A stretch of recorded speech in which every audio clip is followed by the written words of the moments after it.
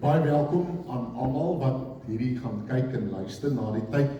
Ek is bewus daarvan dat ons die afgelope paar weke het ons dit nie opgeneem nie vanweë 'n verskeidenheid van redes. Ons is besig met 'n groter plan. Die kindertjies moet nou saam met Elaine gaan en dit is die Kids Church. Sê net watter ouderdom? Watter ouderdom? 2 to 7. 2 to 7. As jy 7 is, dan gaan jy nog.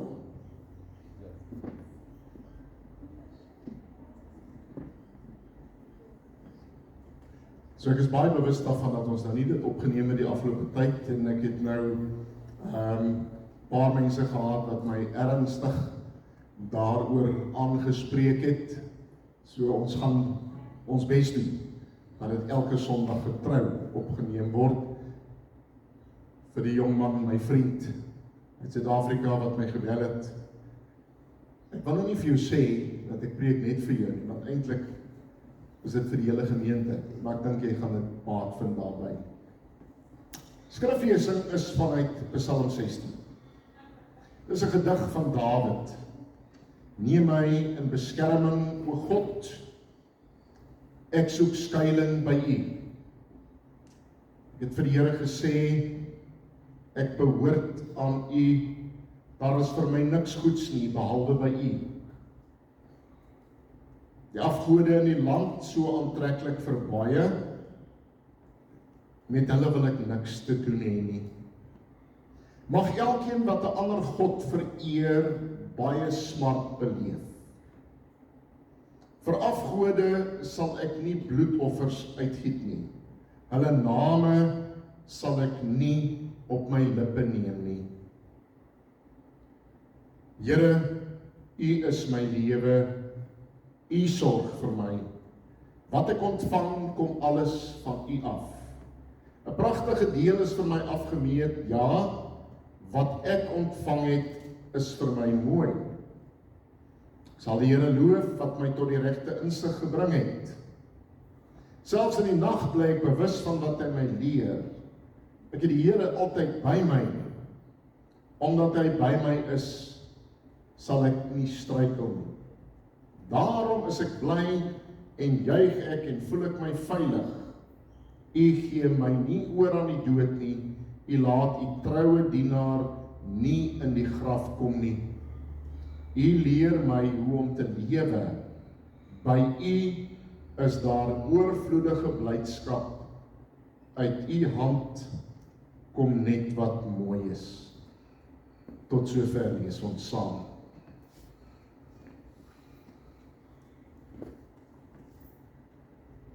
Niks hou vir altyd. My drome is maar net skadu's teen die muur, sing Koos Du Plessis. Wanneer Guy Korsten sing, jong mense luister na nuwe plate, alles gaan so gou verby, maar alles gaan so gou verby. Dis maar vlietend. Met in Jakobus 1 vers 17 en volgende verse wat volg op hierdie gedeelte, dan is daar sprake van die skaduwee.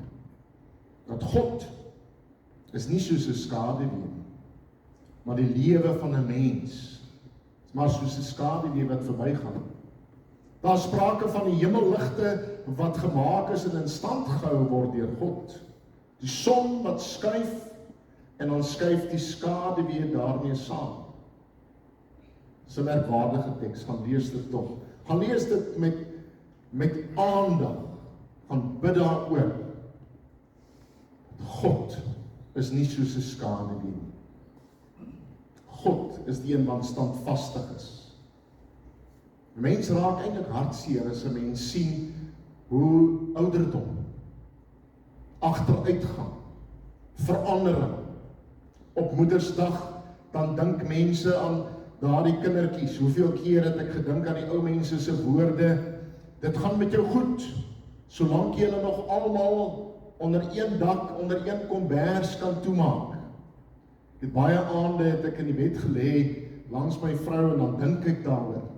My 2 dogters lê daar, ons 2 dogters lê daar in hulle kamers. Die lewe is vir my goed, is wonderlik. Maar ek weet, dit gaan verby. En dan is dit vir altyd verby. Dan is hulle weg. Dan sê ons vir mekaar as die leeunes-sindroom. Sy oudste dogter bel, sy vra, wat gaan ons doen vir Moedersdag?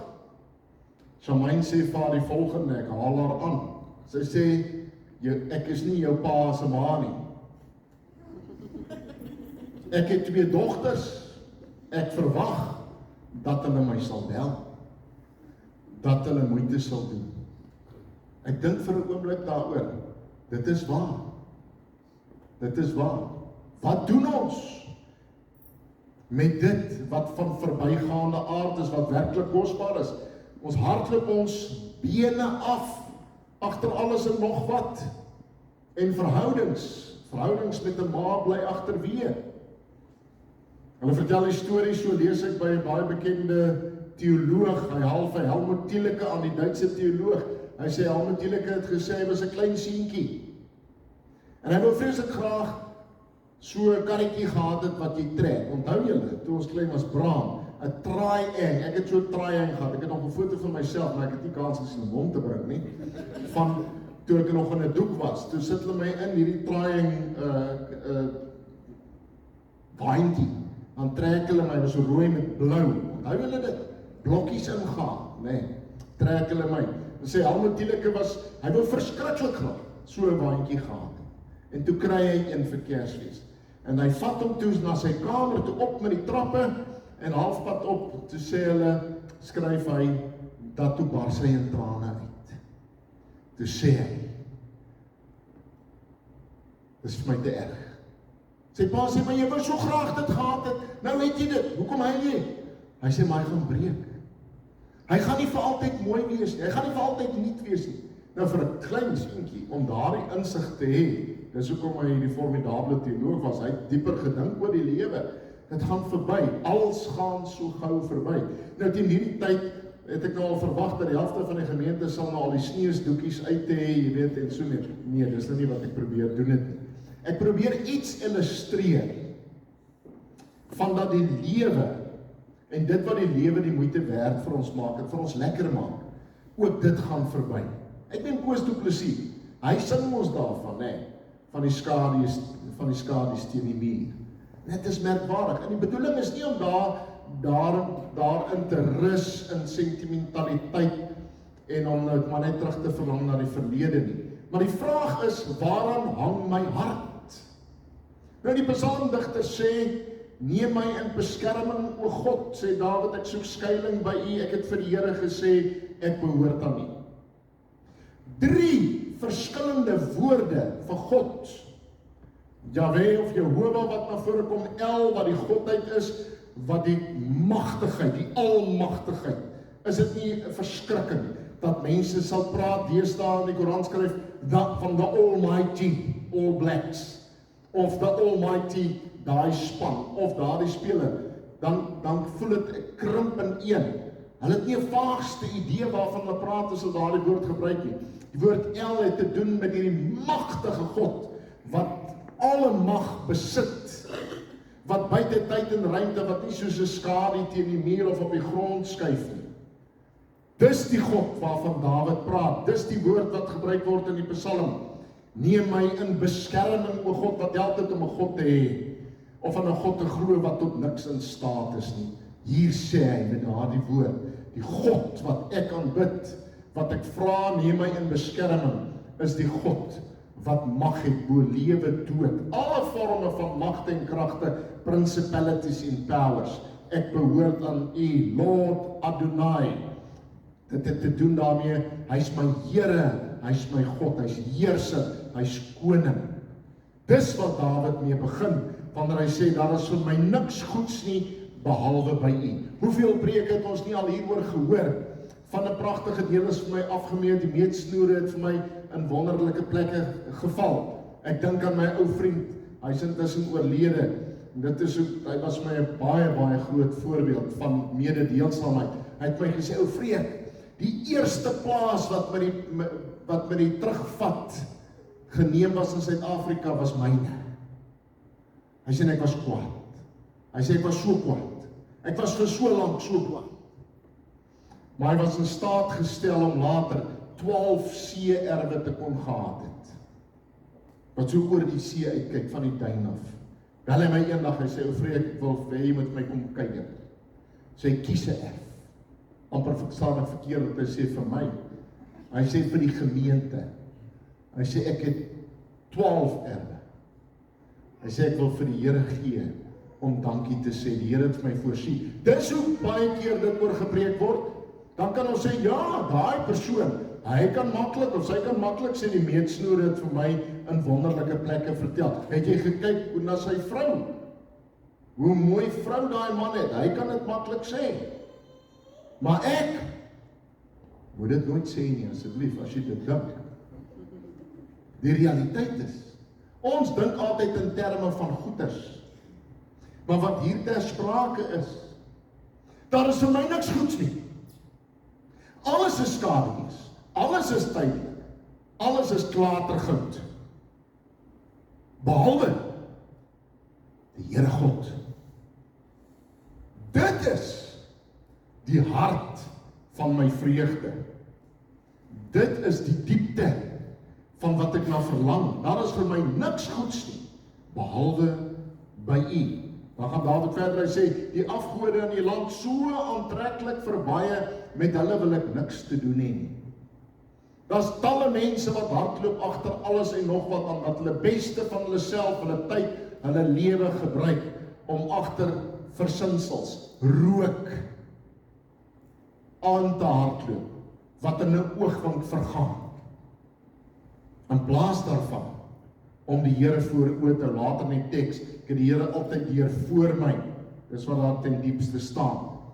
Hy sê, die afgode in die land, dit wat die plek van God inneem, dit wat meer aanloklik aantreklik lyk, ek wil niks daarmee te doen hê nie. En dan gaan hy verder en hy sê, mag elkeen wat 'n ander God vereer, baie smart beleef. Mag daardie mense. Kommentatore skryf daar, hulle sê, is dit nie 'n tragedie nie, as jy vir God uit jou lewe uitgeweer het, as jy weggestap het van God, agter in jou quest, om aan te hardloop agter alles en nog wat, dan hardloop jy weg van die bron van alles. Van alles wat goed is, wat gegee word, kom net van God. Dis alles net 'n gawe van God. Gaan lees Jakobus 1. Gaan lees hierdie gedeelte. Alles wat mooi is, alles wat goed is, alles wat 'n geskenk is, wat ons so ons harte oor verbly, is 'n geskenk, is 'n stuk genade uit die hand van God. As jy jouself daarvan afskei, dan sny jy jou af. Nie net van die oorsprong daarvan nie, jy sny jouself van die iemand, wat ons moet mooi onderskei. Baie mense sien God as die bron, as die generator, die kragopwekker wat die krag gee. Hy is die een wat as ware by die ou KM stoor staan, vir die ouens wat nie aan was, en hy gee vir jou uit, nee, hy is die een, wat die mooie is. Dis maar 'n natrek, 'n nagevolg, dat daar seëninge is. Dis vanweë die oorweldigende heerlikheid en skoonheid en volmaaktheid van God, dat daar hoegenaamd soveel seëninge is. So, hoekom sal ons met die tweede beste tevrede wees?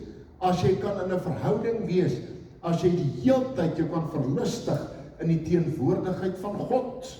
Daarom sê ons in die teologie, jy prys God, nie vir wat hy gee of doen alleen nie.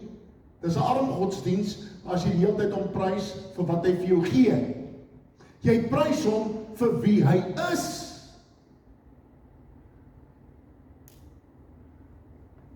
Jy vind jou vreugde in wie hy is.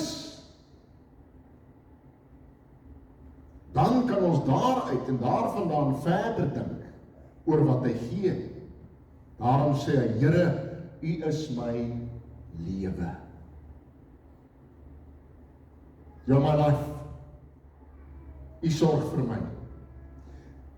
Wat ek ontvang, kom alles van U af. Sien, as daai perspektief in plek is, wat ek ontvang, dit kom van U, maar die Here staan op die voorgrond. Wat ek ontvang, vervaag, tot goed. Maar ek ontvang geweldig baie. Ja, dit is vir my mooi. Maar dit kos dat die Here my met tot die regte insig bring. Dis wat die volgende vers sê. Ek dank hom dat hy vir my die perspektief gee. Ek dank hom want ek het dit nie verstaan nie. Dis as ware asof dit daar 'n ontdekking gekom het. Ek sal die Here loof wat my tot die regte insig gebring het. Selfs in die nag bly ek bewus omdat hy my leer. Is dit nie so nie, mense? Is dit nie so dat wanneer ons preek, ek preek vir myself ook, want die teks praat, die teks preek, maar jy ontdek, en dan sê jy vir jouself, ek moet hieroor gaan nadink, ek sal hieroor meer moet gaan lees, ek sal hieroor moet gaan bid, ek het 'n belydenis om te doen hierso voor die Here, ek is daai persoon, ek sal dit nooit in die ewigheid hardop sê nie, maar ek is daardie persoon, wat eintlik net in God belangstel, omdat ek iets daaruit wil kry. Ek vind nie vreugde om met die Here te wees nie. Ek is nie dankbaar oor wie hy is nie. Ek verwag dat hy vir my moet help. Nou sê hy,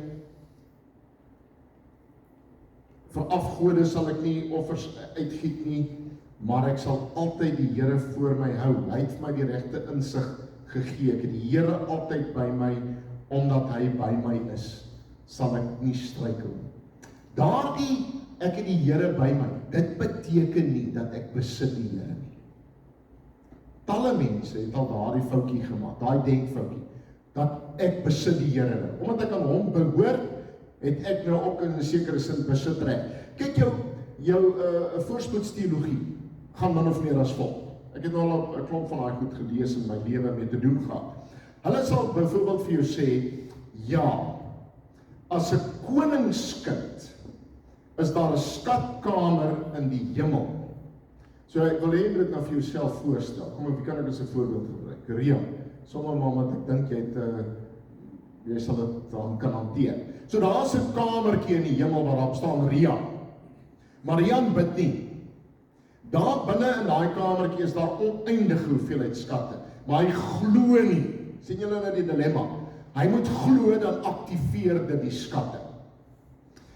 Wat van Jesus wat nou na die wêreld gekom het, jakkals het gate, voëls het neste, maar die seun van die mens het nie 'n plek om sy kop neer te sit of neer te lê nie. O nee, sal hulle sê, daar waar hy was in sy bediening, was dit so. Maar meanwhile, back at the ranch in Galilee, pun intended, daar was hy 'n ryk man. So het een van hulle gesê, as Christus nou na die wêreld toe sou gekom het, dan sou hy 'n Rolex horlosie gedra het. Nou, ek bedoel, daar kom 'n punt dat jy vir mense moet sê, weet jy, ek dink nie ons het veel meer vir mekaar te sê nie. Ons teologie loop geweldig ver uiteen. It's not about jou kamertjie met jou naam wat jy aktiveer met jou sterk geloof nie. Dit gaan oor Jesus wat die Christus is. Ek het die Here altyd by. Wat wil ek meer hê? Dis hoekom die definisie van hemel, mense, die definisie van hemel is waar Jesus alles in almal is. Dit is my begeerte, ek wil daar wees by hom. As ek nie so daaroor dink nie, dan is dit tyd om geestelik te groei, om te fokus, om dieper te dink oor die dinge. Die Here is die mooi, is die beste, is die alles. Daarom is ek bly en juig ek, voel ek my veilig. U gee my nie oor aan die dood nie, u laat die troue dienaar nie in die graf kom nie. Nou hierdie teksgedeelte, en ek val dit nou vers vir vers, want ek dink dit is belangrik dat ons na die verloop kyk. Dawid is aan die woord. So het Dawid van homself gepraat, hy is nie die dienaar, hy is die dienaar wat nie in die graf kom nie. Almal weet Dawid is dood. Almal weet hy het gesterf. Almal weet, al die mense rondom hulle gaan dood, ook hier. Ek het al baie keer vir gemeentes gesê, kyk rondom jou. Oor 30 jaar van nou af, hoeveel mense gaan oorwees? It's a sobering thought. Oor 30 jaar. Dawid, hy is lankal nie meer nie. Hy het die doodslaap ingegaan. So wie is die een wat nie in die graf kom nie. That didn't taste decay. Wanneer Petrus in Handelinge 2 preek, 7 weke na die dood en die opstanding van die Here, dan haal hy hierdie teks aan. Hy haal hierdie teks aan. By 'n paar geleenthede. Wanneer Paulus in Handelinge 13 in Antiochië, as ek reg onthou praat, dan haal hy hierdie teks aan. Dis Christus wat nie in die graf was in terme van decay, verrotting, stof tot terugkeer. Dis hoekom 'n baie bekende teoloog gesê het, die Here het grafwaarts gegaan om die graf heer te word. Is dit nie mooi nie? Die Here, the Lord over death, bo kan die graf. In 'n sekere sin, en dis wat kommentatore sê, dis 'n verwysing na Christus, maar Dawid kon dit nie geweet het nie. Hy kon nie voorsien dat daar 'n Messias sou wees wat op daardie manier sou kom en opgewek word nie. Want deur die werking van die Heilige Gees wat al reeds werksaam is en was op daardie stadium, het kom iets daarvan na vore of wat 'n uitgesproke profesie is of 'n wens of 'n begeerte. Maar Dawid hou vas daaraan dat selfs ek wat te sterwe kom, selfs daar aan die ander kant sal God my behou. Wat staan daar? Daarom is ek bly en juig, ek kan voel ek my veilig, U gee my nie oor aan die dood nie. Dis die taal van ons as gelowiges. Ek kan my verbly daarin dat die Here die een is wat my in hierdie lewe voorsien. Maar hy is die een wat my in die lewe hierna bevestig, hervestig. Hy hervestig ons, elke een, in 'n wêreld hierna. Dis absoluut in sy hande. Ek het geen beheer daaroor nie, ek kan maar net daaraan vashou, want hy is die een wat nie deur die graf verswelg is nie. Daarom, omdat hy die enigste lewende is, werklike lewende, voel ek my veilig. U leer my hoe om te lewe. Ja, by U is daar oorvloedige blydskap. Uit die hand kom net wat mooi is. Kan julle sien, die Here self is dit wat mooi is. Sy hand wat hy gee, is dit wat goed is. Iemand het hieroor geskryf, 'n kommentator het gesê, jare terug het hy die kommentaar geskryf, toe sê hy, the baby boomers, ons praat nou van 30, 40 jaar terug, hy sê die baby boomers, die vorige generasie het gesê, we are not content. Nou ons as baby boomers, ons is nou al die oues, nee. Wat sê die jonges vir ons, die millennials en die X en Y en Z, hulle sê, dis die tyd dat julle aangaan. Tyd dat julle doodgaan, dat ons die geld kan kry, wat ons toekom, nee. So praat hulle, as hulle nie dink nie. Die baby boomers is not content. Dit is geweldig om oor na te dink. Ons lees hierdie Psalm, is ek tevrede met dit wat die Here in sy wysheid uit sy hand vir my gee. Waarmee hou ek my besig? Is dit omdat ek hierdie basiese onbehaag het, dat daar nie vir my goed genoeg gesorg is nie? Ek sal self, want duidelik stel God nie belang nie. Wanneer ek kry ek genoeg aan God, dat hy vir my so kosbaar en belangrik is, dat 'n klomp ander goed net nie meer belangrik is. Ek dink dis die lakmoestoets. Wat is regtig wat jou content maak in die lewe? Ek het eendag met iemand daaroor gepraat, en sê die vrou vir my, moenie so met my kinders daaroor praat nie. You are killing their dreams. Die drome is 'n skadu teen die muur. Is alles goed en wel? Is dit almal drome? Ek ook. En ek het baie gehad. En baie is bewaarheid uit die hand van God. Here Jesus Christus is die opgestane Here wat vir jou en my versorg. Heidelbergse Katekisme Sondag 10, gaan lees dit maar, julle wat nog katekismes het, gaan lees maar weer oor die voorsienigheid van alles wat mooi is, hoe God ons versorg. Wat het gebeur dat ons begin dink het, dat God sorg nie meer vir ons nie, ek moet vir myself sorg. Dit is 'n baie fyn lyn, hè, van om oor te beweeg. Ek sorg vir myself. Iemand het eendag gesê, toe hulle sê, maar God was daar. Toe sê, ja, maar as ek het nie gedoen het nie, dan sou God dit nie gedoen het. Ek het dit gedoen. Dis arrogant. Dis arrogant. Kom in die hand van God, die krag, die lewenskrag, die rigting. Wat is vir jou belangrik? Pragtige deel is vir my afgemeet, ja, wat ek ontvang is vir my mooi. Jesus, die Christus, my Here, my God. Ek sluit af. Het is baie maklik om daar te preek. En is baie moeilik om daar te preek. Want jy sien, prediking, het klink baie keer vir mense, lyk dit vir my, asof dit werk met ideale, met idealistiese wêreldbeelde. Wanneer Dawid hieroor praat, dan gaan dit nie noodwendig net goed nie. Inteendeel, as mense wat sê, waarskynlik, hulle lei af uit die teks het, dat was toe hy vir Saul gevlug het. Hy's diep bewus daarvan. Hy's intens bewus daarvan, hoe in die nood is hy. Johann Sebastian Bach, lees ek waar iemand skryf, hy het 11 kinders verloor. 11! Ek kan my nie indink. Ek wil my nie indink. 11. Hoe werk dit?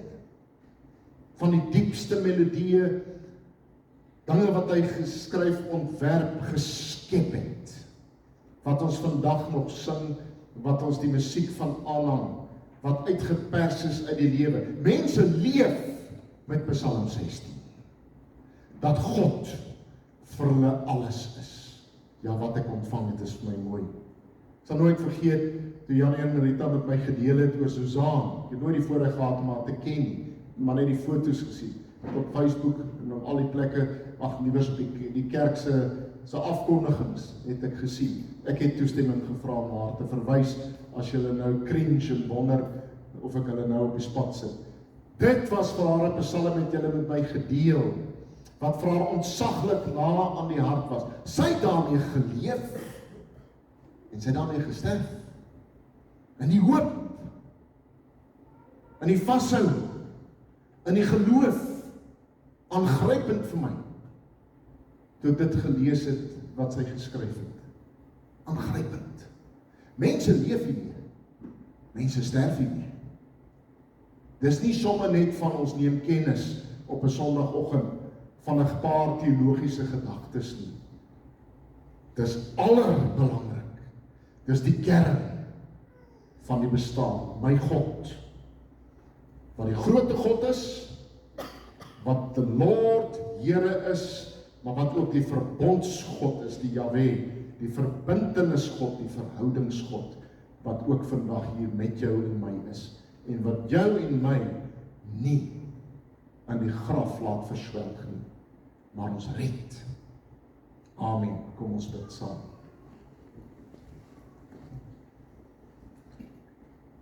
Here, ek hou U altyd deur voor my. Kan ek dit sê?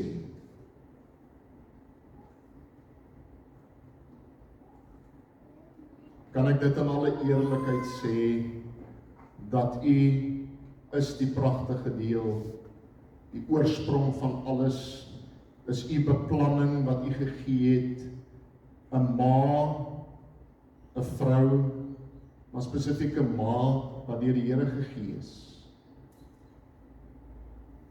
Agter dit alles leer ek U ken, in U goedheid. Here, en dan is daar mense wat in traumatiese omstandighede groot word, en dis nie dat die Bybel dit nie ken nie. Die sonde, die wegstap van U af, lei tot onnoembare pyn en hartseer. Dan word U vir mense, die weduwee en die wees, 'n vader en 'n moeder, een wat versorg, een wat omhels. Here, ons kan net bid, dat U ons gedagtes sal open, ons harte, om al hoe meer van U te leer, maar U ook al hoe meer lief te kry, dat U al hoe mooier vir ons word. Dat U nie net 'n gedagte is nie, of 'n teorie, of 'n teologiese gedagte nie, maar dat U iemand is wat werklik op die voorgrond is, helder en duidelik, so helder en duidelik en so mooi, dat alles vervaag tot skadies teen die muur. Dat alles wat ek wil hê en wil wees, is om by U te wees. Om in die teenwoordigheid te wees en daar te bly. Ek dank die Here vir ouers.